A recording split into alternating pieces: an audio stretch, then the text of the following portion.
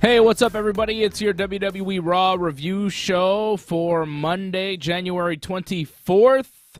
It's the go-home show for the Royal Rumble. Rumble coming up on Saturday. Brock Lesnar and Bobby Lashley weighing in for their match tonight.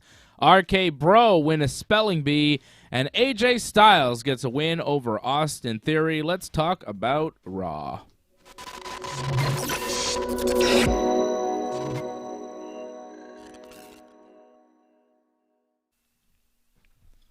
Yes, indeed. We're talking about Raw. Monday Night Raw. That I just watched. Did you all watch Raw tonight? Did you see Raw? Thoughts, impressions of Raw? I'm rolling solo again here tonight on the show. My brother not with me. He's actually under the weather, so he's not coming around. He doesn't have COVID. We tested him. Stuck a thing up his nose, pinned him down, and said, let's see what's going on here. And it wasn't COVID. So I know he's watching. Shout out to you, my brother, and I miss you, and I wish you were here with me. And hopefully next week he'll be back, and we'll have the Simon Brothers reviewing Raw. And hopefully he'll be here with me on Saturday if he doesn't have COVID, and he's better. Should be here Saturday for the post-Rumble show, which we will be doing here coming up Saturday night, which I'm pretty excited about. We got the Royal Rumble coming up here. 6 days away. Rumble season. That's fun. That's not bad. Everybody likes the Royal Rumble. From the most hardcore wrestling fans like us that are watching Raw every week to the most casual wrestling fans that are just watching WrestleMania and the Royal Rumble. Everybody likes the Rumble. Everybody knows the deal. It's a classic pay-per-view. Everybody knows what it's about. Everybody knows what's on the line. 30-man over-the-top rope battle royal. Winner gets a title shot at WrestleMania. It's been like that for 30 years, 30-plus years. So people know.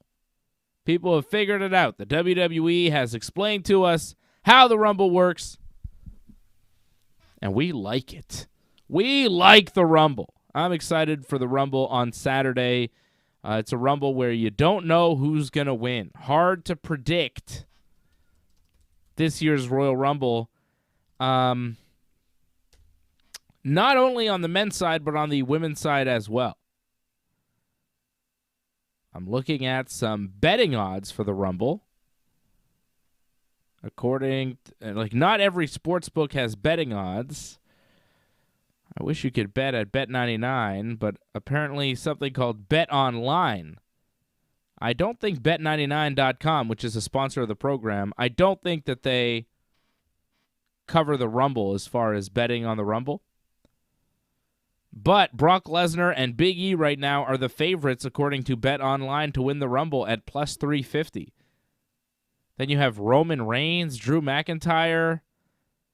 Roman Reigns at plus 800, Drew McIntyre plus 900, AJ Styles plus 1,000, then The Rock plus 1,200, sorry. Now, The Rock is a bigger favorite to win the Royal Rumble than Kevin Owens right now at plus 2,000, which I think The Rock winning the Royal Rumble is more improbable than a guy like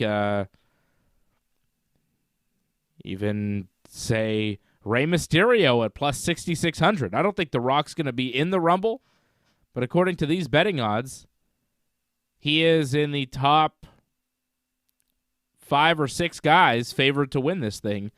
But Brock Lesnar, who is Johnny North's choice, is the favorite to win the Rumble, so that's possible. That is the betting favorite right now. I thought maybe Kevin Owens would win the Rumble. We'll do our Rumble predictions on Friday. We talked a little bit about the Rumble last Friday, and we'll do it again this Friday. We'll do the official Rumble preview, give you our picks for the Royal Rumble. But I'm feeling like maybe Kevin Owens wins the Rumble and goes on to face Seth Rollins, but maybe not. Maybe Big E wins the Rumble and goes on to face Seth Rollins. Johnny North thinks that Brock is going to lose the WWE title to Bobby Lashley at the Rumble, then enter the Rumble match and win. That's what Johnny thinks.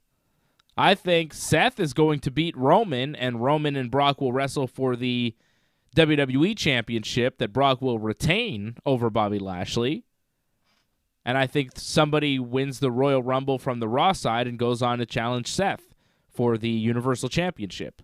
Possibly Kevin Owens, who's been, Seth Rollins' best friend and teaming with him quite a bit lately. It would make sense. Big E as well is a guy WWE's tried to push up the ladder. He was WWE champion. I could see Big E versus Seth being a WrestleMania match. That's how I see it playing out, but you never know. Again, the odds have Brock and Big E tied right now at plus 350 as the most favored guys to win the Rumble match. Brock or Big E, kind of a toss-up there. Kevin Owens, who was another one of my picks, plus 2,000. If you know a sports book where you can bet on the Rumble, I think Kevin Owens at plus 2,000 is a pretty good wager. Shout out to Angelo Contagones. Shout out to Brian Firth, Ryan Katz, Silent by Deadly, all checking us out tonight live in the chat. What's up, guys? Good to see you. Don't forget to become a member like Angelo. Go to join.ringsidereport.net. Become a member. There's going to be member perks. You'll be able to see Leor S. became a member. Thank you, Leor. There's going to be perks for members after the Rumble. You'll be able to call in to our post-Rumble show. Ray Cruz knows what's up. He's a member. So that's going to be a special perk that we're bringing in for members only. You'll be able to be on the show. You'll be able to call in after the Rumble and talk to us. And once we started at the Rumble, as long as all the kinks are fine and we got no problems, we'll probably do it for more shows than just the Rumble. So become a member now so you're in. You have to be a member when the show starts. I guess you could join in. You could become a member while the show's going on and call in. I think we'll allow that too. As long as you're a member of the team, just $5 a month supports the Ringside Report Network quite a bit. Really appreciate the memberships that we have here. Go to join.ringsidereport.net. You could also go to donate.ringsidereport.net and become a member over there. That also counts. You could also call in wherever you're a member over at donate.ringsidereport.net or join.ringsidereport.net. Raw tonight was hit and miss. Hit and miss. We had some decent matches. I think match of the night would have to go to AJ Styles and Austin Theory. I think they did a hell of a job in that match. Very good stuff from AJ Styles and Austin Theory. I've been really impressed with AJ Styles and Austin Theory's chemistry. They had a match a couple of weeks ago that was really good, and this match tonight was even better. Austin Theory looks like a legit top-level wrestler when he's in there with AJ Styles, which, of course, helps because he's in there with AJ, but Austin Theory is really showing what he can do, and I think he's been given the time and given a guy that he can really work with here in AJ to showcase what he can do. I'll show you a move that he pulled off here tonight if you didn't see. I think I can show this to you. Yeah, this is from the WWE's Twitter account. Look at this incredible move from Austin Theory that he pulled off tonight on AJ Styles. Look at this. Rolling blockbuster. What? How did he... What? He goes... Look at that leaping ability to go over top of AJ Styles, up and over to hit that blockbuster. And like Corey Graves said on commentary, that move is usually done from the top rope so you can get over the guy. But he rolls, jumps, blockbuster. Ridiculous athlete. Like, incredible stuff. As Vince McMahon used to say, what a maneuver! Right? What a maneuver! So Austin Theory looked great tonight. AJ Styles, of course, looked great. The match was very good. It was given a good chunk of time. Theory hit a drop kick on AJ Styles and knocked him off the top rope to the outside for the first commercial break bump. That rolling blockbuster, though, incredible. AJ Styles hits a phenomenal forearm. Austin Theory takes a great bump on the forearm. Takes it perfectly. 1, 2, 3. AJ wins. It's the right finish.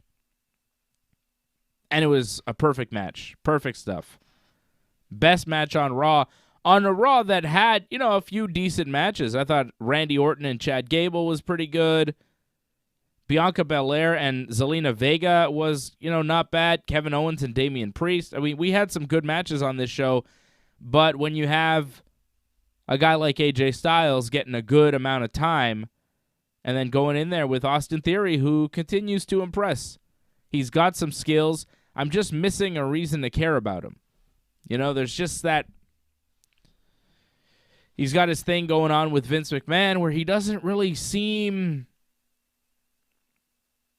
like a guy we're supposed to boo because he seems so pathetic next to Vince. Vince seems to be like bullying him around and being really mean to him.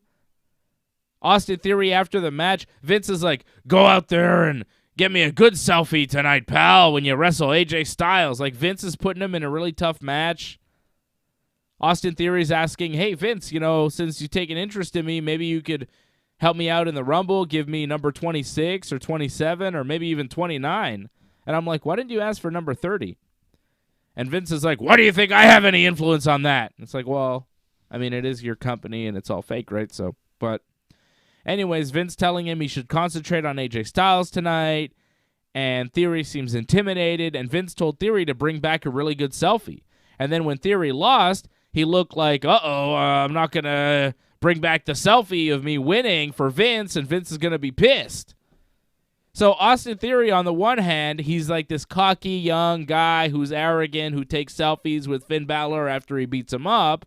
But on the other hand, he's also afraid of Vince, who's like the more powerful heel. So you kind of feel bad for him. There's a bit of sympathy for Austin Theory because he's getting bullied by Vince, who is, as we know, like one of the all-time bad guys on this show, right? Like Vince is like one of the ultimate, he's the Bowser of WWE, Bowser Koopa. He's the ultimate bad guy. You might have some Goombas and some Koopa Troopas and, Lakitus, but, Vince is Bowser. You get the Mario analogies? You like that? Been playing a lot of Mario, so that's kind of where that's at. But, he's like the top bad guy, and then Austin Theory as like a sub-bad guy, it's hard to get over. It's hard for the crowd to know what to do, because in the ring, he's like kind of this dick, but then backstage, you kind of feel bad that he's getting pushed around by Vince, who just seems crazy and mean. Last week, Vince threatened to punch him in the face and leave him a bloody mess and then take a picture of it and send it to Austin Theory's mom. Like, that's mean. That's not something you say to a heel that you're intimidated by, right? Vince is like more of a heel, and Austin Theory is... I don't know what we're supposed to think about Austin Theory, and that's a problem. Because he's obviously a very talented wrestler, but the WWE has not figured out a way for us to care. Why do we care? Do we like him? Do we not like him? I think we're supposed to not like him, but Vince makes him seem kind of sympathetic, so I don't know. Is Austin Theory a babyface? I don't know, but the match was really good with AJ Styles, so he's kind of a babyface to me because he's a decent wrestler. I just don't care about him. There's no story with him, and his promos are kind of... I don't know what he's supposed to be portraying in those backstage Vince segments. I don't know if he knows. I don't know if Vince knows. Does anybody know? Maybe Austin Theory wins the Rumble. I mean, all this stuff with Vince should lead to something. I doubt he wins the Rumble, though, because he lost to AJ clean tonight. Maybe AJ wins the Rumble. That'd be pretty good. You say main event WrestleMania for a WWE title, AJ Styles is in it? I got no problem with that. You can't argue with that. AJ Styles is probably the best wrestler in the whole company. As far as the total package and everything he brings to the table, it's hard to beat AJ Styles. You could be a big Roman Reigns fan if you want, and Roman definitely has his attributes, but AJ Styles, is hard to argue with. He's one of the best in the business and best of all time. In the ring, on the microphone, character-wise. Maybe not as big and handsome as Roman, but I don't know. It depends what you find handsome, right? All right, what happened here on Raw tonight? Adam Pearce and Corey Graves are in the ring to start off the show. It's a weigh-in. They're going to weigh Bobby Lashley and Brock Lesnar to see how much pounds they have on them. I don't know why. Why? Is this something we do in wrestling now? We're weighing people? Or is it because they used to fight MMA and we've seen them at weigh-ins before, so it's like this kind of like an MMA fight, so we're doing weigh-ins. It's just an excuse to do a promo, so whatever. It's like instead of saying Bobby Lashley and Brock Lesnar face off, it's let's put them on a weird scale. Did you guys see that scale they had on the show tonight? What the hell was that? I want to try to get a picture of that scale for you. It was weird. It was like a big old-timey scale. I don't think I ever seen anything like that. It was kind of cool looking, but it didn't look like a scale that they would use like at the UFC. Looked like a gimmick scale. Didn't even look real. It was like this giant thing. It looked like it was from 1925. It was weird. I don't know where they got this thing from. I'm trying to find a picture here for you, but I'm having trouble. Yeah, it was strange. So Brock comes to the ring. Bobby Lashley and MVP come to the ring. Heyman introduced Brock there before he came to the ring. And Brock's got this cowboy hat on, and he looks fantastic. That cowboy hat that he was wearing, again, I want some images here of the cowboy hat and the scale. A lot of weird stuff in this segment. It wasn't terrible, but it didn't do much. Bobby talked about beating Brock at the Rumble, and they had very little to say to each other. I got a picture of Brock's cowboy hat. Here's Brock looking cool. You want to talk about handsome? Look at that guy. Look at the beast incarnate. Look at those ears. Look at that ear. My goodness. That's a man right there. Look at that cowboy hat. Brock looking cool as hell tonight. That's cowboy shit right there. You want to talk about a cowboy world champion? I'm a big Hangman fan. I think Hangman Page is fantastic, but when Brock Lesnar starts wearing those cowboy hats, I don't know, man. He seems like the real cowboy around here. I think I got a picture of the scale. Here you go. Here's the scale, finally. Look at Brock and this old-timey scale. What is this thing? This giant scale that they had. I don't know where they got this from. You never see a scale like this. Anyways, Brock and Bobby weighed in.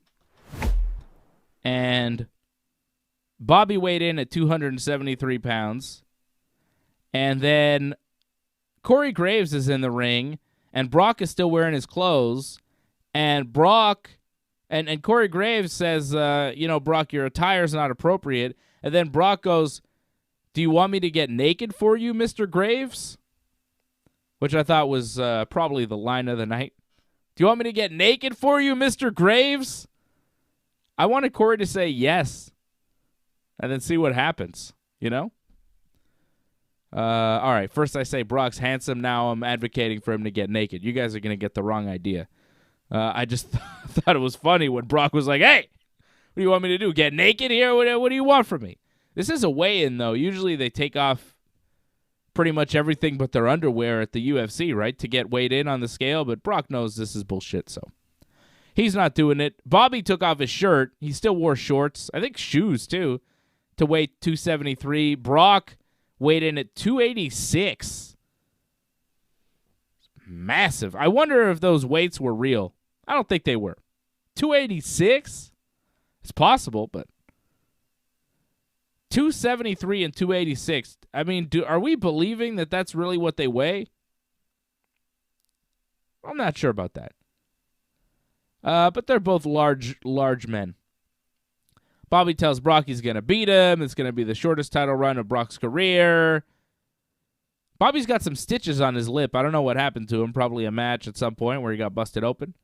Brock imagines Bobby beating him for the title and saying, yeah, imagine that, Bobby beating me, and the headline reads, new WWE champion, Bobby who?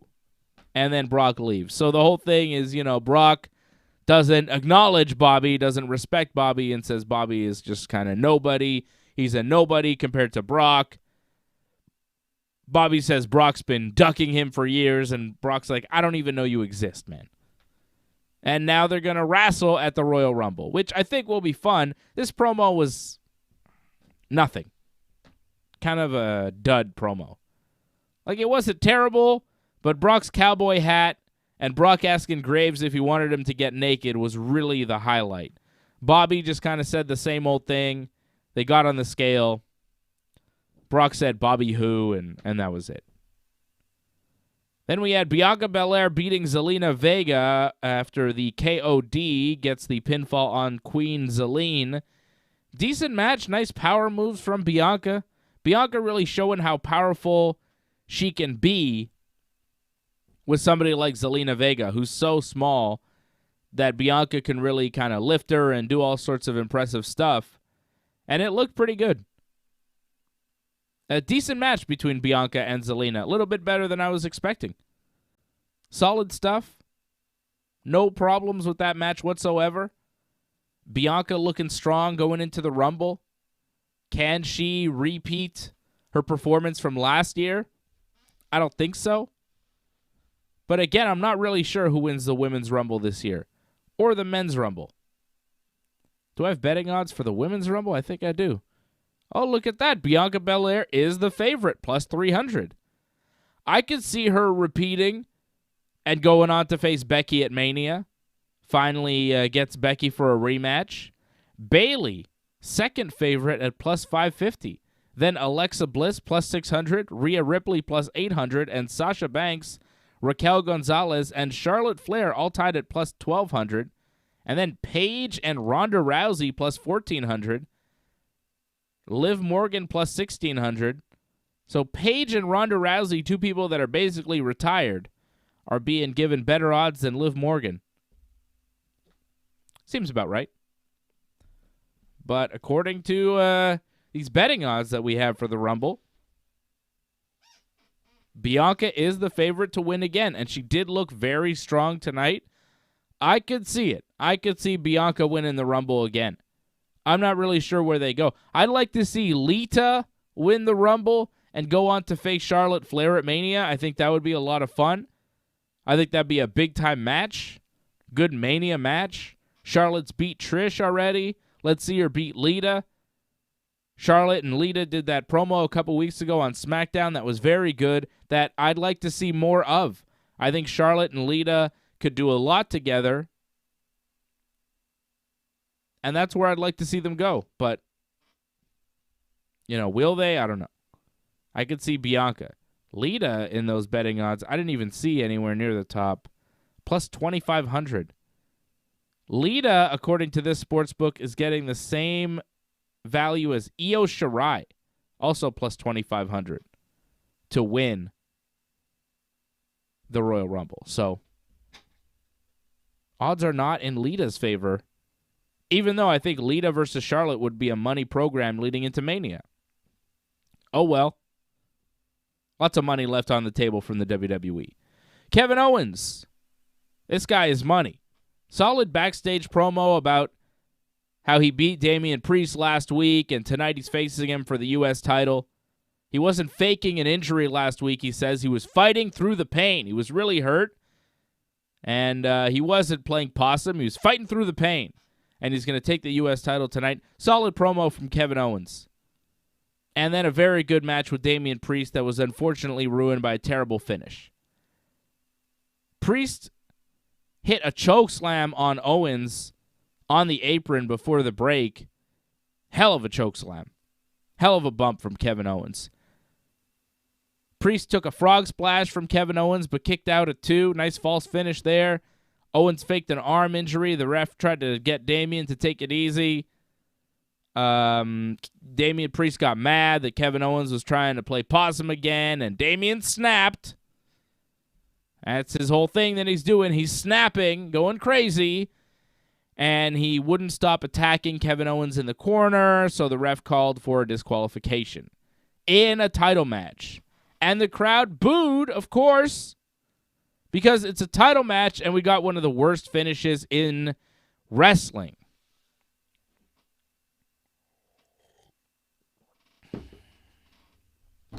I mean, what the fuck, you know? This is the finish I was complaining about Friday night. I feel like we were just here doing this. Natty and Liv Morgan. No, not Liv Morgan. Aaliyah. I mean, just shows you kind of where I rank them. Natty and Aaliyah on SmackDown on Friday. Natty wouldn't stop attacking Aaliyah in the corner, putting the boots to her. The referee counted to 5 and called for the bell.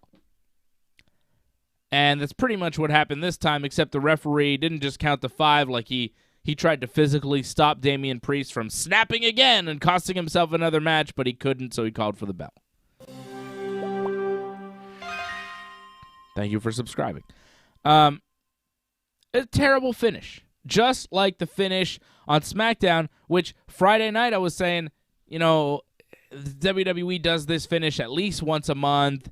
It's too much. It's not a good finish. It's lazy. Find another way around this thing. Give Damian Priest a win. Give Kevin Owens a win. Do a count-out once in a while. They don't do a lot of count-outs. Do something else. But this, you know, I won't stop attacking you in the corner so I get disqualified, especially since you just did it on SmackDown on Friday night. And when I said that they do it at least once a month, I think Johnny chimed in and he's like, I think they do it more. And he's right. They've done it twice now in 4 days. Same finish.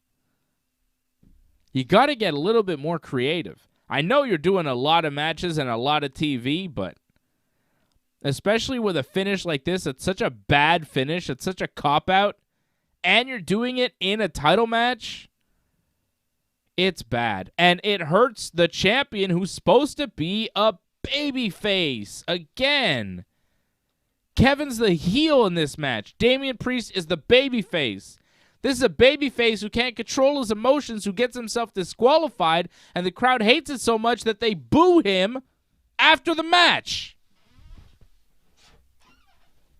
Like, it's not fucking complicated. Why are they booing Damian Priest? You're not supposed to boo Damian Priest. You're supposed to cheer for Damian Priest. He's a babyface champion. But they're booing because they hate the finish that he was booked with. It's not that they hate Damian Priest. It's not that he's a heel. It's they're booing the finish that Damian Priest caused. Ugh. It's so bad.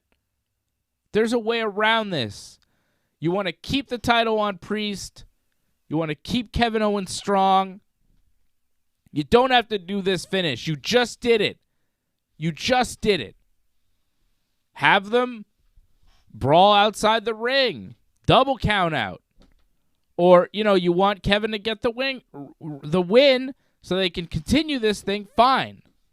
Have Kevin get the win. It's a title match, so he can't beat him with a clean win. It's got to be a disqualification or something, but does it have to be like this with the kicks in the corner? Why doesn't Kevin act like Damian Priest snapped and there's a way to do it, you know? Trick the ref into saying that Damian Priest cheated. Fake a low blow.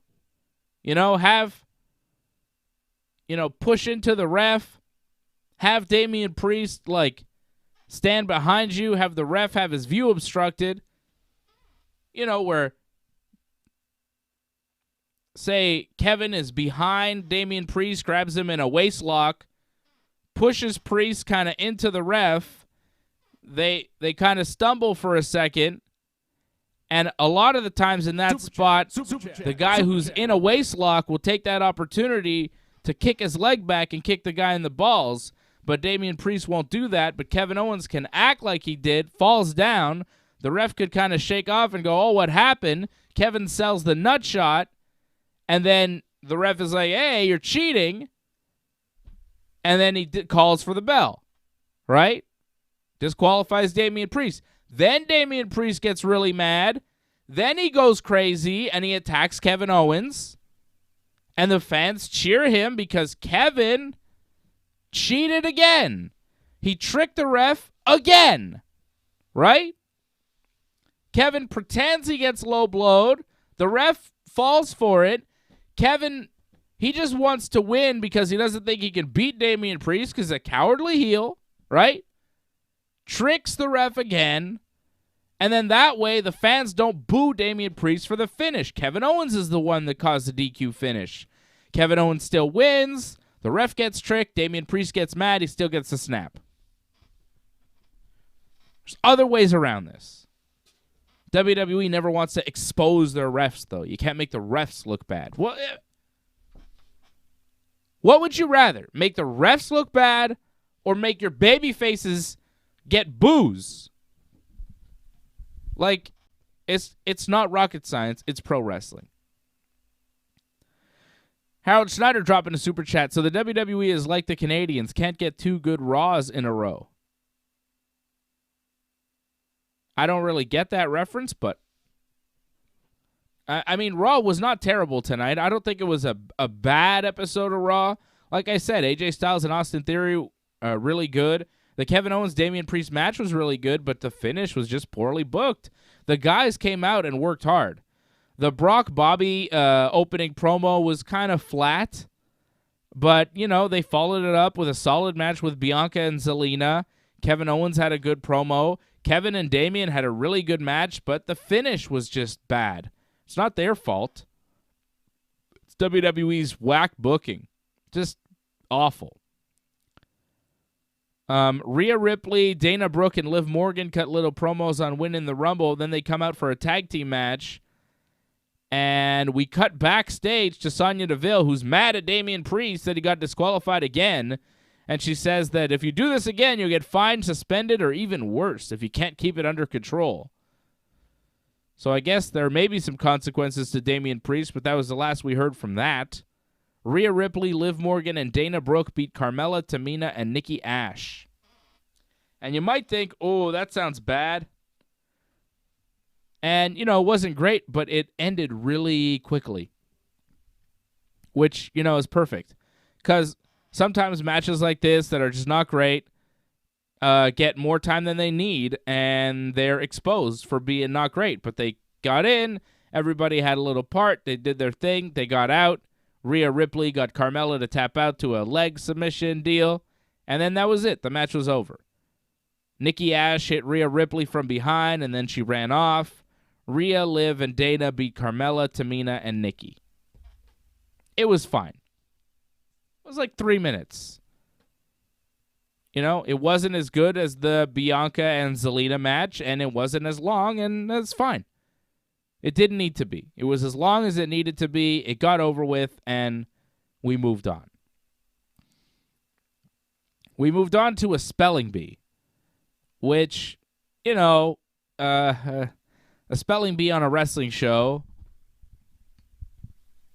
I don't know. Kevin, the Irish guy, Kevin Irish, you know who I'm talking about? He's the backstage interviewer guy, Kevin something. I don't know what his last name is. I'm surprised I even know his first name. We're going to call him Kevin Irish.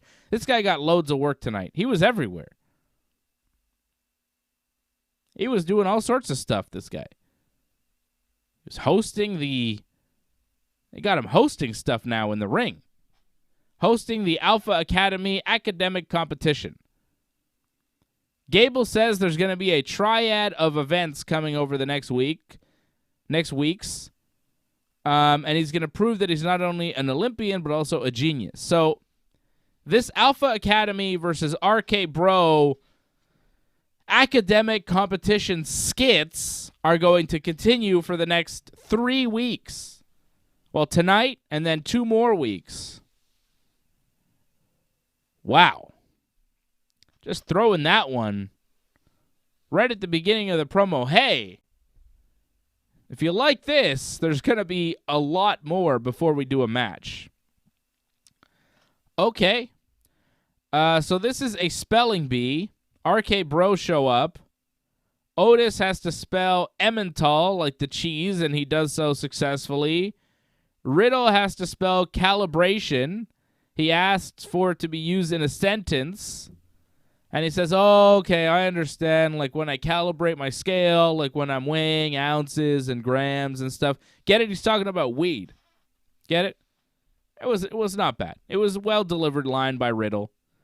Riddle spells the word right, calibration. Gable is then asked to spell disillusion. But Gable misunderstands the Irish host, does not ask for the word to be used in a sentence, and thinks the word is dissolution, not disillusion. So he spells it Dissolution, and he's wrong because the word was not dissolution, it was disillusion, Dillullusion. Gable is very mad that he is wrong, and Randy tells Gable to sit down so we could continue this spelling bee. Which was just an odd thing to hear on a wrestling show. Randy has to spell dumbbell, which, you know, he's probably been called that a few times in his life. He's learned to spell it, and he does. Randy spells dumbbell, and RK Bro win the spelling bee. And Randy then wants a match with Chad Gable because why not? Why not? RK Bro wins the spelling bee. It dragged a little bit. It was not the worst thing I've ever seen, but it was also not great. These kind of long, elaborate sketches. We're doing spelling bees now with Randy Orton. It's not for me. I saw some people think it was like the funniest thing they've ever seen, and it's so funny. It's like, I wonder what they actually think is funny outside of wrestling. It's odd to me. This is not funny to me. Like, I was not laughing. I was not amused. I mean, it was what it was. I kind of wanted it to be over. I like Gable. I like Otis. But the spelling bee, like, it's a stretch. There's only so far I can go with you here. And it's just not funny enough to be worth my time. It's just not that funny. And I know a lot of people, I saw people on Twitter while I was watching this show, they were like, wow, that spelling bee is so funny, so funny. And I don't know. I feel like the sense of humor that I have is probably different than the sense of humor that they have, and that's fine. Somebody must think it's funny because they put it on TV. I didn't think it was that funny. I didn't think it was very good. But I like Chad Gable quite a bit, and his match with Randy Orton was good. I watch wrestling for the wrestling, not for the comedy. Maybe I'm the only one. I don't know. I can't be, right? I can't be. Lauren agrees. It's just not funny, you know? It's just like, Have you guys seen, Seinfeld? Like, that's pretty funny. I mean, I know it's a pretty old reference I'm making here, but I'm becoming an old man, so bear with me. But, Seinfeld was a pretty funny show. And Raw is not a funny show. You see the difference? Like, what's a modern show that I'm finding funny? Righteous Gemstones. I don't know if you guys have seen this. I find this show very funny. It's a funny show. Raw, I don't find funny. Maybe people that find Raw funny are watching other shows that I would never watch that are so-called comedies. Like, there's a lot of, shows that are called comedies that I would watch and be like, oh, this is really dumb shit. I don't want to watch this. This is fucking stupid. Get it away from me, But, they'll win awards and they'll be highly rated sitcoms or whatever, and I'll be like, bleh, I don't want to watch this. This is shitty. I'm not going to mention any names of shows because I don't want to offend anybody. I'm just saying, there's a lot of big comedies that are out there that I think are dumb and not funny. But obviously, there are millions of people out there that love them and think they're hilarious. Those people are out there. So, those people that are watching those shows would probably like this sketch tonight. Angela says Seinfeld is still a funny show today. Yeah, I agree. I watched Seinfeld today. It's fantastic. It's still good.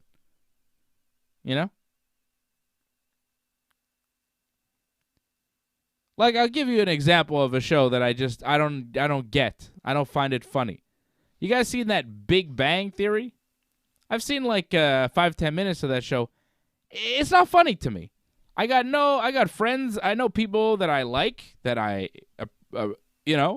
people I like that show, and that's fine. It's just not for me. Different sense of humor, and I would never want to watch that show. But it's very popular, right? Like, it's huge. The Big Bang Theory. But I watch that and I go, what else is on? I don't want to watch that, But a lot of people like it, and that's fine, Like Silent by Deadly Saint, each to their own. And that's, what it is. If you like that stuff, that's cool with me. I probably watch things that you would be like, this is not funny. Like Eric Andre. You guys ever watch the Eric Andre show? Well, I think it's very funny. But I'm sure a lot of people will be like, yeah, this is not for me. And I get that, and that's fine. That is totally fine. Eric Andre is like Jackass, but like modern day. I think he's going to be in the Jackass movie. Eric Andre is more than Jackass, though. There's like... Super chat. I love the Eric Andre show. I think it's fantastic.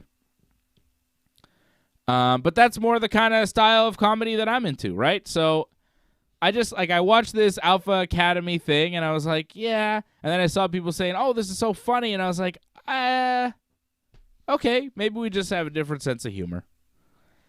And that's fine. But again, I don't watch Raw for the comedy. I watch Raw for the wrestling. Thank you, Angelo, dropping a super chat, supporting the show. Appreciate you. Randy and Gable had a hell of a match. Gable went up for a moonsault, went to the wrong turnbuckle, though, at one point, and then went to the other one, hit a really nice moonsault on Randy. Randy hit a belly-to-back suplex on Gable on the announce table. Otis hit a nice suplex on Riddle outside the ring. Gable put Randy in the ankle lock, but Riddle attacking Otis with the scooter distracted Gable momentarily, allowed Randy to escape the ankle lock, hit the RKO, and get the pinfall for the win. Randy beats Gable. Riddle cuts a promo after the match and says because they won the spelling bee and I guess the match, they get to pick next week's academic challenge. And Riddle says we're going to take it back to gym class with a scooter race. I don't see how that's an academic challenge, right? Like it's the Alpha Academy's academic challenges, and Riddle's like, yeah, academic, school, gym class, scooter race. Is Randy going to be on a scooter racing around like the ring or something? Because that might be funny just to watch Randy on a scooter. Otis on a scooter could be funny too. I think Randy on a scooter would be funnier, though. I don't know why. In his little underwears, just scootering around. Does Randy wear pants when he scooters? I'm going to say no. I'm going to say maybe a shirt, but definitely not pants. Just those little Randy undies that he wears all the time. That guy never wears pants. Sometimes shorts, but rarely. Randy hates pants. And they're going to do a scooter race next week, which, might be better than the spelling bee. And then we had Alexa Bliss at the psychiatrist's office again. She says Lily the doll has been around her whole life. When she was 6 years old, 2 teen girls were picking on her and knocked her off the monkey bars, and she fell unconscious. And when she woke up, Lily the doll was there and told her that those mean girls were gone forever, and she never saw them again. And then Alexa rambled on, and the WWE, I think, just gave up on this because they faded out while Alexa was still talking and went back to the announce team. And I was quite thankful that they did that because I was done with that promo. Alexa Bliss, now 3 straight weeks of these psychiatrist's office promos. It's rough. It's rough. Not a high point of Raw. Not like Veer Mahan, who's coming to Raw, which I think is really funny that they keep showing these Veer is coming promos, because months ago now, when we first saw Veer, we started calling him Veer Venus, and we made up this story about how the WWE should market him as Val Venus's son, long-lost son. When the WWE went on tour of India in the late 90s, Val Venus met Veer's mother. They had some good times. 9 months later, baby Veer is born. He's Veer Venus. He's Val Venus's son. He's the big Veer Boski.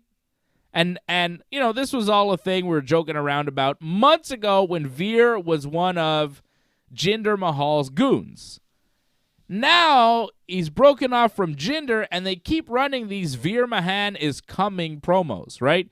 Veer is coming. Veer is coming. Which, very similar to the Val Venus is coming vignettes that they used to run before Val Venus. That's exactly the verbiage that they used for Val Venus. They said, Val Venus is coming. And they spelt it the same way as they're spelling it for Veer. I just find it interesting that we come up with this Veer Venus gimmick, and now they're saying Veer Venus is coming. They're not calling him Veer Venus. He's Veer Mahan.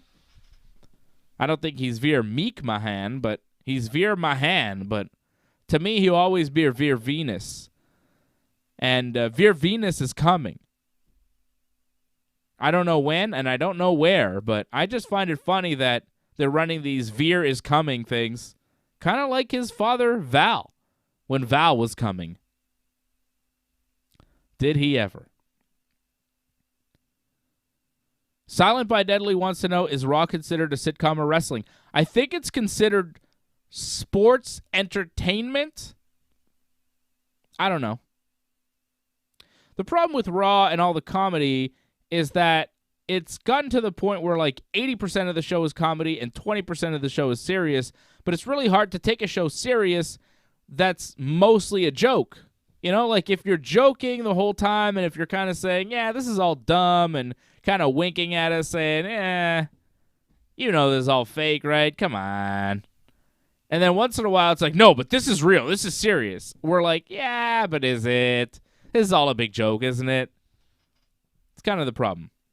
And yes, we have Veer Venus merch at merch.ringsidereport.net. Get ready for Veer Venus. Veer is coming. Check out the merch.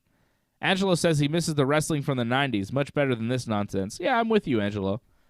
I think from 1990 to the year 2000 was one of the best decades in wrestling. And, certainly the past decade from, say, 2010 to, or even 2012 to, the current year, 2022, we have not had the best decade in wrestling. In fact, the past 20 years have not been great in wrestling. They really have not. I don't disagree with you, Angelo. I think the 90s were better. But, what are you going to do? I think, a lot of us remember how good Raw was in the 90s, and we're hoping that maybe one day it could kind of come back to being the same thing, It's like a TV show that you once watched that was awesome, that you're still kind of watching because you're hoping maybe it'll be awesome again one day. It's nowhere near the show that it used to be, but you're still hanging on. kind of how I felt about The Office when Steve Carell left. It was kind of like, yeah, well, I really liked The Office. You know, the first 2-3 seasons were excellent, and then I kept watching, and it was okay. And then Steve Carell left, and it was, not as good, but I kept watching it because, I just wanted to know what would happen. And then I got to the end, and it was all right. But that's kind of how I feel about Raw, It's like, man, Steve Carell is gone, Stone Cold's gone, Brett's gone, The Rock's gone, and now we got all these other guys coming in, and, Stringer Bell's on the show, and you're like, what the hell's he doing here? But, anyways. See, The Office, that was a funny show, right? But now Raw is kind of like The Office post Steve Carell. It's not as funny. And it's kind of lost its way. It's a caricature of itself. But we're still watching because, it used to be good. It used to be really good. And we're just sticking it out. Right? TK says he finds himself watching more AEW these days. Yeah, AEW is generally more fun. Raw, I feel like, is more structured, but sometimes because it's so structured and overproduced, it's like just boring and weird. AEW is just like strange. Like when AEW is bad, it's like, what the hell was that? And lately, AEW has been getting a little weird. And I got to say about AEW that I think is really affecting my appreciation of it is that Bryan Danielson isn't the world champion right now. And you could do whatever you want, Tony Khan, with the Bucks and with Kenny and whoever you have, and it's fine. But once you bring in Bryan Danielson and you don't make him your world champion, and you have the opportunity, and now you have him feuding with, like, Jon Moxley, and maybe you'll run him back down the card, and you'll use Bryan Danielson to put over whoever you have, like a Jungle Boy or some bullshit, then I start to get a little bit irritated with AEW. You have the guy, and if you don't put him on top, what do you have him for? Is Bryan Danielson in AEW Bret Hart going to WCW? Because it's not there yet. I mean, they debuted Bryan better than WCW debuted Bret. But, Vince was done with Bret, just like Vince was. I mean, I don't know if he was done with Bryan, but I think he kind of realized, look, Bryan wants to do other things, and Bryan was done with them. Goes to this other company, modern-day WCW, and I see Bryan as a modern-day Bret Hart. And I feel like AEW, not making him the world champion, not making him the centerpiece of their company, is a misstep, and feels a little bit to me, as a lifelong Bret Hart fan and a diehard #1 Bryan Danielson fan, it feels a little bit to me like Bret going to WCW. Is Wardlow going to kick Bryan Danielson in the head and end his career? It's like Goldberg did to Bret? God, I hope not. But you could do a lot of things. But once you start messing with Bryan Danielson, that's when I start getting mad. Bryan Danielson versus CM Punk should be the match for the World Championship that AEW is building towards. That is the biggest match that they could possibly do. It's maybe the biggest match in all of professional wrestling. But as time goes by, that match slips through your fingers and you don't make it happen. And if you don't make it happen this year, I don't know if it matters as much next year. Because if you haven't gotten them to the mountaintop, why are we supposed to believe them at the top of the mountain next year? You can't be mid and then at the top.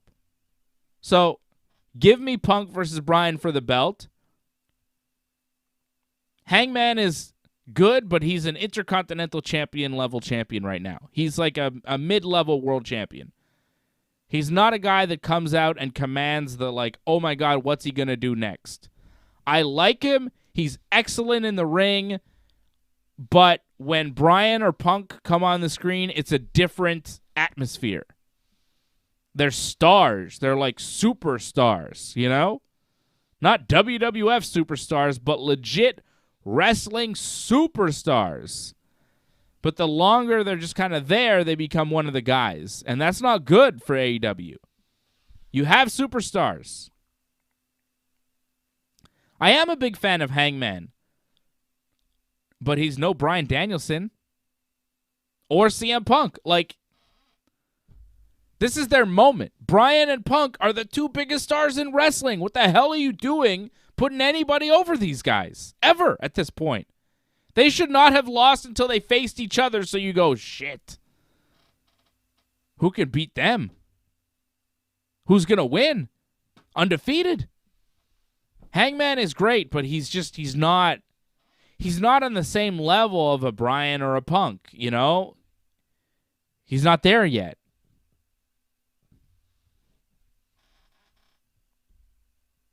He's almost at a Kenny level, but even Kenny is not at the level of a Bryan or a Punk. He's not. Notoriety, accomplishments, you know, name value. These things matter. Jon Moxley is a bigger star than than Hangman or even Kenny, I would say. Because he was in the WWE, because he was a high-profile WWE guy, it matters. It matters. And sure, AEW should build their homegrown guys, and Hangman should be built, and Kenny and all these guys should be built up. And Hangman, you know, winning the World Championship was fine. But beating Bryan Danielson, if it doesn't lead to a comeback of Bryan, you know, like Hangman could beat Archer, Bryan could beat Moxley, and then you come back and Bryan beats Hangman in the trilogy match. And then Bryan's champion, and you go from there. If it doesn't lead to Bryan becoming the world champion in the next 6 to 8 months, I think it's a big, big mistake from AEW. Big. So, I like AEW. I think AEW is a better company right now as far as, you know, interest than the WWE. But since Bryan lost, I've been getting more and more like, okay, what are we doing here, Tony Khan? Where are we going? You got Sting, 62 years old, beating up the Acclaimed, who are an up-and-coming tag team who you'd want to make look strong, but they're getting beat up by a guy who just looks like an old man in face paint. You could be a Sting mark all you want, but just, you know, for the average guy tuning in who may not have ever heard of Sting, you look at this guy and you say, who's this old man beating up these two young jacked fellows? They do a lot of shit that I fucking wonder about in AEW. And once you start fucking with Bryan Danielson, that's when I draw the line. Like, come on. Come on. All right, back to Raw. Becky Lynch and Doudrop did a split-screen backstage promo. Becky talking about Doudrop idolizing her when she was starting out, when she was a young lass, as she put it. Becky talked about picking Doudrop to be her challenger because she wanted to help out Doudrop, and she's so confident that she can beat her, she figured why not. Doudrop says Becky underestimated her and thought she could get an easy win against the new girl, but she's going to break her ribs at the Royal Rumble and take the Raw Women's Championship. Becky says, I didn't hear a thank you from you, Doudrop. Thank you for paving the way. Thank you for giving you the match. Thank you for being big-time Bex. Becky says, before me, Doudrop, you were just a name to fill out the roster, which is a pretty good line from Becky. Because, yeah, if Doudrop isn't in this match, she's just there in the Rumble to fill out the roster. But this is a big match for her at the Rumble. Doudrop decides to leave the interview spot and finds Becky's interview spot and starts attacking her, and then the refs come to separate them. So Becky versus Doudrop coming up on the Rumble. I'm not sure who the heel and babyface is. They're both heels. I don't get it. I think the fans are going to cheer for Becky. This is a weird booking, but whatever. The alternative was Liv Morgan again, and nobody needed to see that. So I'm happy. I think Doudrop and Becky will have a good match. I think they're both good wrestlers, but I don't really understand Doudrop and Becky as heels here going into the match. And if they're trying to build Becky as a heel, you know, they keep having these mistakes in the build because people are cheering Becky Lynch, and at the Rumble, they're going to cheer her again because she's more known. When fans have two heels and it's not clear who the babyface is, who they're supposed to cheer, they're going to cheer the person that's a bigger star, and Becky's a bigger star. So Becky will be the babyface in this match, which is not what they're aiming for, and then she'll be a heel at WrestleMania, maybe. This Becky Lynch heel turn has been botched in so many ways, in so many steps. Becky and Charlotte, like Becky was the heel throughout that whole thing. So many programs of Becky's heel run have been Becky kind of as a babyface. It's weird, right? The promo was all right. Becky and Doudrop. The Mysterios interviewed backstage. Ray talks about being on the cover of the new video game and being in the Rumble. Dominic says he plans on winning the Rumble and then tossing out his father first. Ray thinks Dominic is joking, but I don't think he was. Dominic and Ray wrestled the Street Profits next, which was not great. Dominic started the match off with Angelo Dawkins, who's like twice his size. And Dominic is like tossing Angelo around with Hurricane Ranas and stuff, and it just looks fake as hell. And Angelo, who's like the biggest guy in the match, when he finally does stop Dominic, he does like a jumping elbow thing that looked like a move that Dominic Mysterio would hit. Angelo Dawkins, to get maximum impact, to stop Dominic Mysterio, should do a move where he doesn't leave his feet. Angelo Dawkins should have hit him with a clubbing clothesline. Or, you know, a big boot. Something simple, something mean that stopped Dominic Mysterio in his tracks, not a flying back elbow that looks like you're just as lucha as he is. He's the biggest guy in the match. He should act like it. And then after I saw that, I just kind of tuned out. Montez did an amazing dive, though, on both Mysterios. Dominic didn't take it well at all. Looked like his leg bent backwards. Could have broken his leg there. It was ugly. Dominic in the ring is just sloppy as hell. Mysterios beat the Street Profits after Ray rolled up Montez with a victory roll. Ray looks great because he's amazing. His son, you know, I could do without. Dominic, then we have the Royal Rumble promotion part of this post-match stuff. Dominic tries to dump Ray over the top rope because, hey, it's the Rumble on Saturday, so let's practice. But Ray head scissors Dominic. He catches him, and Dominic flies out of the ring. Ray counters. And then Montez comes from behind Ray and tosses him out of the ring. And then Dawkins tosses Montez out of the ring and kind of laughs about it. Dolph Ziggler and Robert Roode show up for no reason other than to dump Dawkins over the top rope outside the ring to have Rumble practice of their own. Then the Mysterios and the Street Profits realize, hey, this isn't the Royal Rumble. Let's just go beat up Dolph Ziggler and Robert Roode because we're four babyfaces and they're two dumb heels. So they go and do that, and then they toss the Dirty Dogs over the top rope, which, again, that's not how the Rumble works.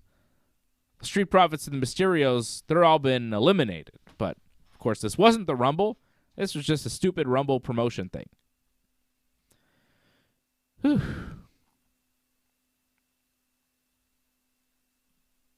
Not great. Then we have Seth Freakin backstage being interviewed by Kevin Irish again. Seth says he's the only person that could put Roman Reigns in his place, and he's going to do that when he delivers his message in person to Roman Reigns on SmackDown. So we saw very little of Seth tonight, and we'll see much more of him on SmackDown on Friday because he has a big match with Roman on Saturday. SmackDown should be big coming up. And then we had the main event, which was a promo. The main event match was actually the Mysterios versus the Street Profits, and it kind of sucked. Match of the night was Austin Theory and AJ Styles, but the other matches were all pretty good. Randy and Gable was pretty good. Owens and Priest was pretty good. Bianca and Zelina was pretty good. We had some decent wrestling tonight. But the WWE decided to end the show with the Miz and Maurice for the birthday celebration for Maurice. Miz has some cakes, pictures, gifts, and a big human-sized gift box. Maurice is introduced. She opens a gift. It's a painting of Miz and Maurice dressed as a prince and princess. Maurice is really enamored with the gift. She says it feels more special than when she had her children getting this painting. Or even more special than when Miz got her a pink Rolls Royce or a $500,000 ring. So they're just trying to be rich heels here, right? Miz says there's security around the ring, so there will be no Edge or Beth Phoenix tonight. Maurice opens up another gift, and it's some sort of bedazzled handbag that says no limit. I don't know what the hell that was.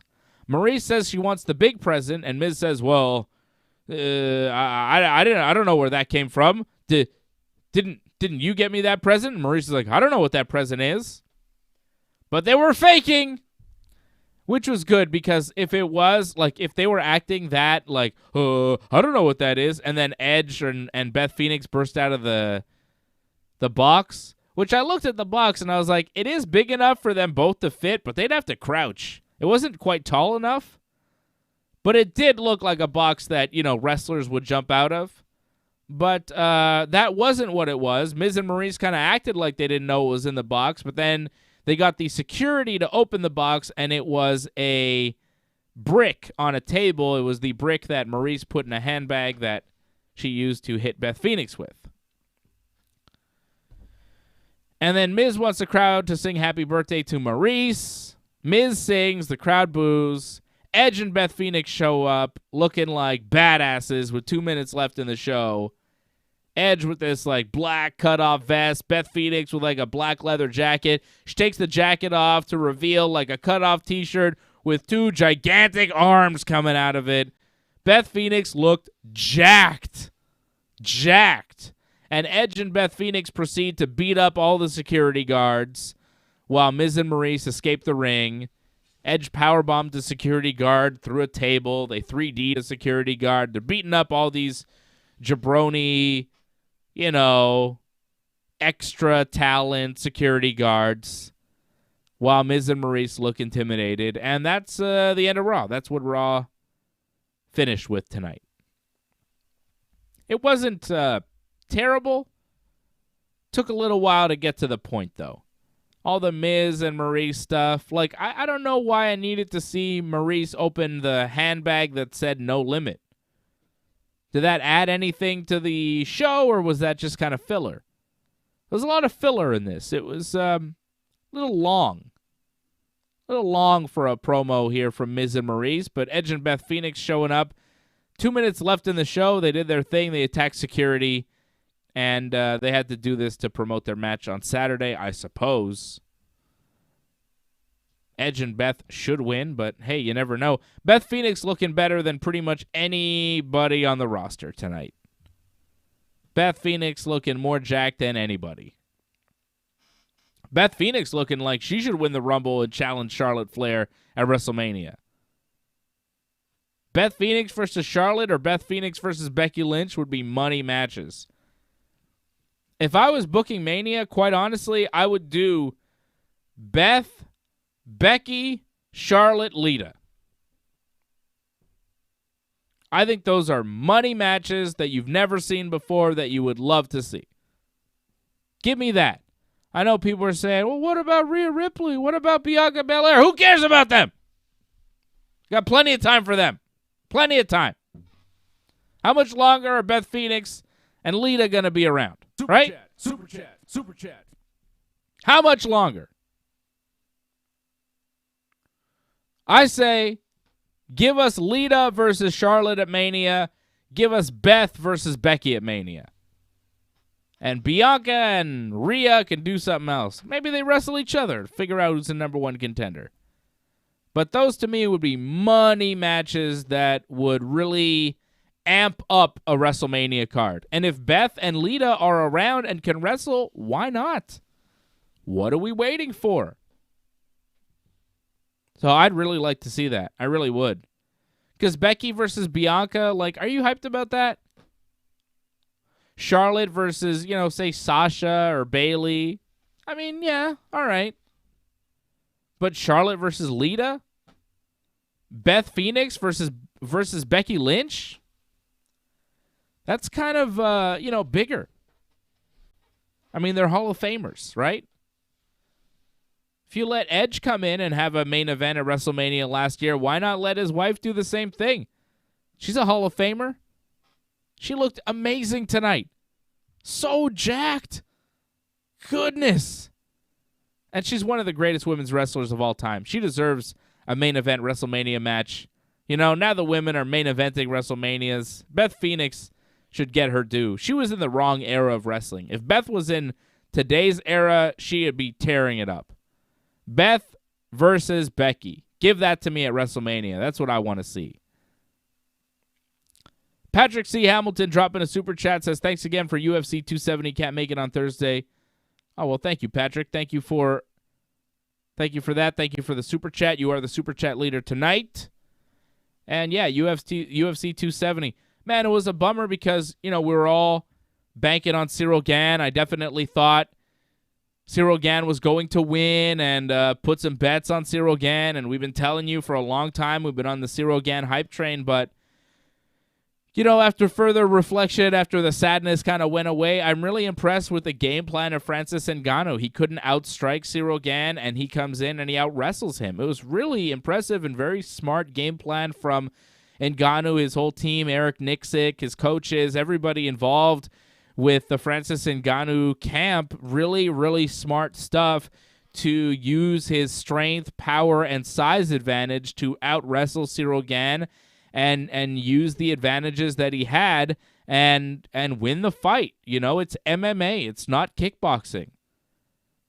He was losing the kickboxing fight to Cyril Gane, and he took it to the ground. Big takedown in the third round, completely changed the scope of the fight, and Francis Ngannou looked incredible. And he did it with a torn MCL, partially torn ACL. Like, the guy's knees are shot. He needs knee surgery. Went into the fight anyways. UFC knew his knees were shot. Let him fight anyways. And now he's probably going to have surgery. He'll be out for a year. By the time he's ready to fight again, his UFC contract will be expired, and he'll be a free agent. And this is the heavyweight champion of the world right now, who says he wants to go box Tyson Fury and make some real money. Which, can you blame him? If he can get that fight, take that fight. If you want that, the money is there. The money is there. It's life-changing. There's no reason not to take that fight. You'd be stupid not to. I wouldn't take the fight because Tyson Fury would beat the shit out of me, but, I could probably get out of there in a round or two, just pretend I'm knocked out. I would take the fall. I would not legitimately get hit by him. There'd be like a punch that would hit air, and I would fall down in fear, and I would not get up. But then I would take my purse for showing up. I would take my money, and I'd go home. That's what I would do because Tyson Fury is gigantic, and he would kill me if we fought. But Francis Ngannou, he doesn't have to take a dive. He could actually fight and, probably not win. Probably not win in a boxing match against Tyson Fury. I don't think anybody really is going to win in a boxing match against Tyson Fury in 2022. Tyson Fury seems like the best boxer in the world today and one of the best heavyweights of all time. So I don't think Tyson Fury is losing, especially not to Francis Ngannou. But if Francis can get the fight, then for sure he should take the fight because that money is unmatched anywhere else in pro sports. You're not going to get a $30 million payout for any other fight or any other thing. There's no one night in pro sports that's going to pay you like a big boxing match. There just isn't. That's just a fact of sports, right? You could talk about a LeBron James or a Tom Brady. They're not making as much in one night as a Tyson Fury or a Mayweather was or, Canelo or even Conor McGregor, right? These guys make in one night what some of these other superstars of sports make in a whole season. So, yeah, if you're Francis Ngannou, imagine what you could do for your, home country of Cameroon. What you can do for, your friends and family back home with, 40 to 50 to $100 million. I mean, the word with Conor and Floyd was like Conor made $100 million. I don't think Francis would draw $100 million, but who knows? Like, he might make over 50 in a fight with Tyson Fury. That'd be box office. So good for him. Good for Francis. It sucks for Cyril, though, because he may never chase him down for a rematch. Cyril may be heavyweight champion again in the UFC, but he may not get it by beating Francis. He may not get that fight with Francis. I want the UFC to put down the money and give me Francis versus John Jones, but it doesn't seem likely. After the press conference that Francis did after the fight on Saturday, it doesn't seem likely. Dana White didn't even go to the press conference. Dana White is at every post-pay-per-view press conference the UFC ever does, and he was not there after UFC 270. He always gives the attendance, the gate, the this, the that, fight of the night, performance of the night. He answers questions about the main event, about everything. Dana didn't put the belt around Francis Ngannou and didn't show up to the press conference. Said a lot without saying a thing. Francis Ngannou, contract is up, wins that fight. I think Dana was mad. I think if Cyril Gane wins that fight, Dana puts the belt around Cyril and is at the post-fight press conference, right? So that was something. That was something on Saturday night. I was disappointed personally because I like Cyril. We've met Cyril. He's a nice guy. I'm sure Francis is a nice guy, but we don't have that attachment to him because Cyril, he fought his first pro fights here in our hometown of Montreal. So we know Cyril. We've been on the journey with Cyril to a certain extent. We've been following him for a long time. We have a lot of hope in Cyril. And he had a great performance. Came up just short. Just short. The judges had it 3-2. Had Cyril Gane not got swept in that 5th round, Cyril got a takedown. He was on top of Francis. Cyril doesn't get swept. Francis gets on top of him, spends the rest of the round on top. If that doesn't happen and Cyril manages to stay on top of Francis, Cyril maybe gets that round, probably does, right? And then the judges score it 3-2 for Cyril. So, 2 out of the 3 judges had it 48-47, which means 3-2. So if that one moment in that final round, because if it's 2-2 in the final round and Cyril wins that round, he wins the fight. Had he not got swept with that scissor sweep, possibly stays on top, possibly wins the fight. But that's what high-level MMA is. It's one moment that could win you a championship. One move, one mistake can cost you the fight. That's what happened. Very close. And, I called a Cyril Gane decision victory. We were pretty damn close. We were like this close to a Cyril Gane decision victory. He gets swept. It's a Francis Ngannou decision victory. It happens. Sometimes you win, sometimes you lose. But I was really impressed with Francis Ngannou. I wish him the best, and I hope he gets paid. To come in with a torn MCL, to fight like that, smart, game plan, composed. You lose the first 2 rounds. You're not having success. You go to plan B. You can't get the knockout. You go to plan B. You go to wrestling, and you out-wrestle the guy? No one expected that. No one in their right mind expected Francis Ngannou to win the fight by decision with wrestling. He's Cain Velasquez all of a sudden. It's amazing. So I was just blown away with, the game plan, the intelligence, of the team and of Francis to say, okay, it's not working. That's fight IQ. Francis is not the same fighter he was 4 years ago. Francis is much, much better. And I do wonder, and this hurts me to say, but I do wonder.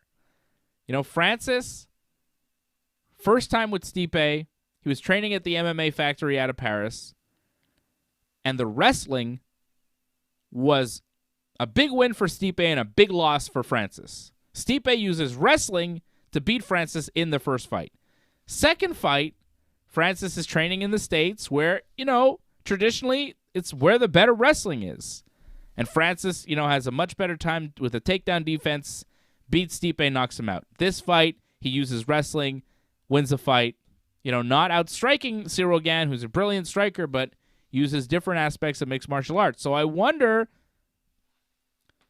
does Cyril Gane need to move? Like Francis did. Does Cyril Gane need to leave Paris? Because as we know,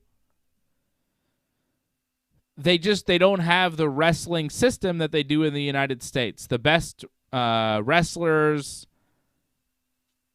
in MMA tend to be from either the United States or Russia.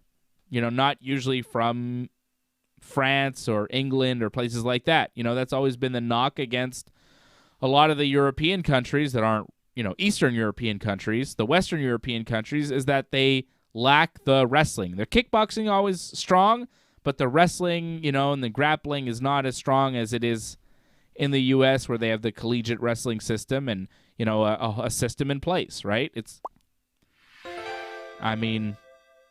not like France is winning a lot of medals in the Olympics in wrestling.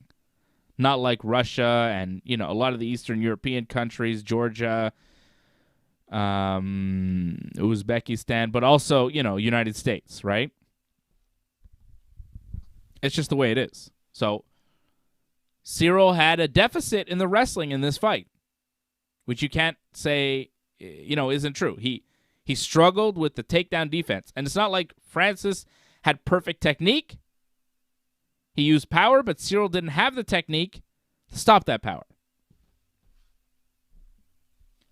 Does he need to seek out the wrestling? And again, I've said it once and I'll say it a million times. Striking wins fights. Wrestling wins championships. That's the UFC. Up and down. Striking can win you some fights. But when the chips are down, when you need everything, wrestling will win those world championships. Look at the top champions in the history of the game. Wrestling, wrestling, wrestling. George, Khabib, Usman, the best of the best, the cream of the crop, wrestling, wrestling, wrestling. Very important. Thank you, everybody, for tuning in. I appreciate you guys sticking with me on this MMA talk. I know AJ liked it. AJ says, well said. Thank you, AJ.